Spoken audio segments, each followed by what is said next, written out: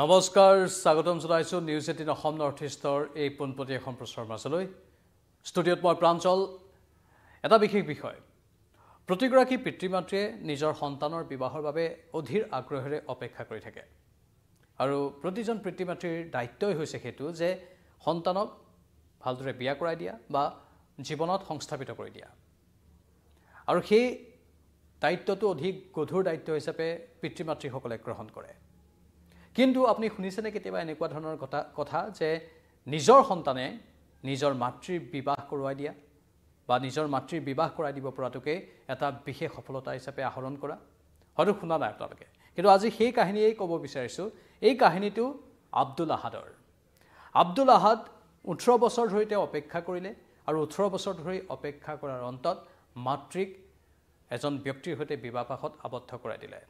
ইয়াৰ পাছৰ কি কাহিনী গোটেই আমি ডিটেইলছত পোৱা নাই কাৰণ এই ঘটনাটো হৈছে পাকিস্তানৰ এই ঘটনাটো ইতিমধ্যে সামাজিক মাধ্যমত বিয়পিও পৰিছে আব্দুল আহাদে নিজেই ইনষ্টাগ্ৰামত পোষ্ট কৰিছে আৰু গোটেইখিনি কথা বৰ্ণনাও কৰিছে আৰু মাতৃৰ বিবাহ পাতি দিয়াৰ সেই দৃশ্যবোৰো তেওঁ ইনষ্টাগ্ৰামত পোষ্ট কৰি দিছে অৱশ্যে তেওঁৰ মানে সেই মহিলাগৰাকীৰ পূৰ্বৰ স্বামী ক'ত গ'ল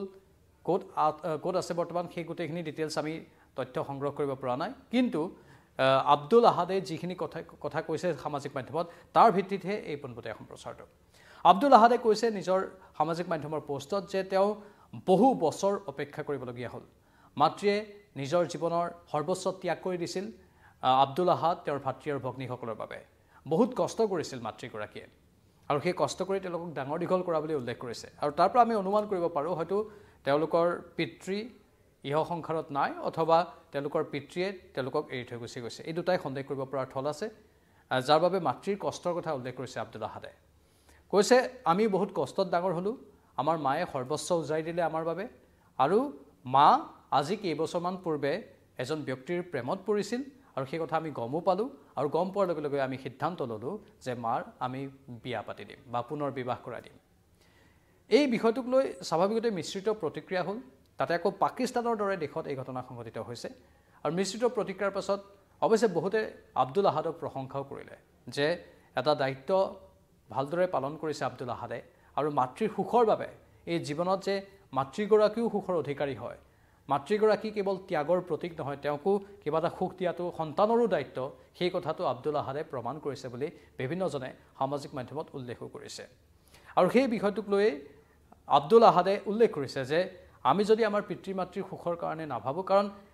পিতৃ-মাতৃৰ বয়স কিমান হৈছে সেইটো ডাঙৰ কথা নহয় অৱশ্যে মাতৃৰ বয়স সিমান এটা হোৱা নাই কম বয়সতে বিয়া পাতিছিল বিবাহপাশত আবদ্ধ হৈছিল তাৰপাছত সন্তান কম বয়সতে জন্ম হ'ল মাতৃৰ বয়স এতিয়া 45ৰ পৰা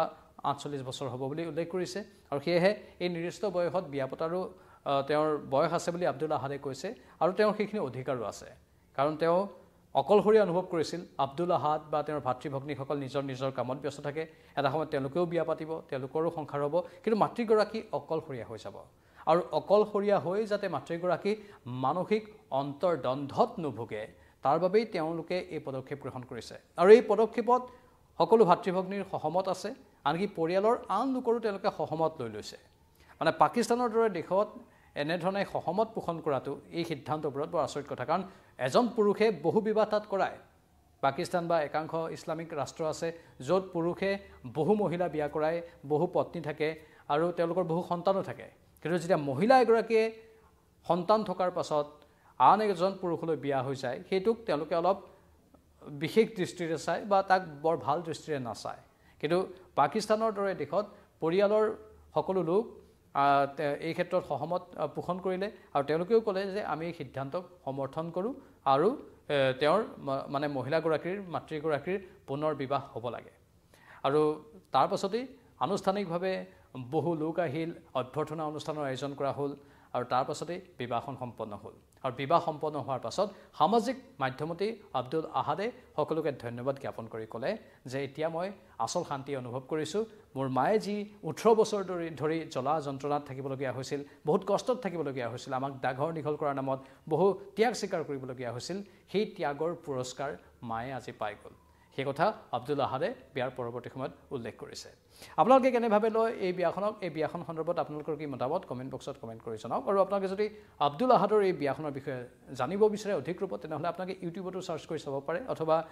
আন গুগলতো আপোনালোকে চাৰ্চ কৰি চাব পাৰে আব্দুল আহাদ মেৰিজ বুলি মাৰিলেও আপোনালোকে ডিটেইলছখিনি পাই যাব বিদায় লৈছোঁ চাই থাকক নিউজ 18 অসম নৰ্থ ইষ্ট নমস্কাৰ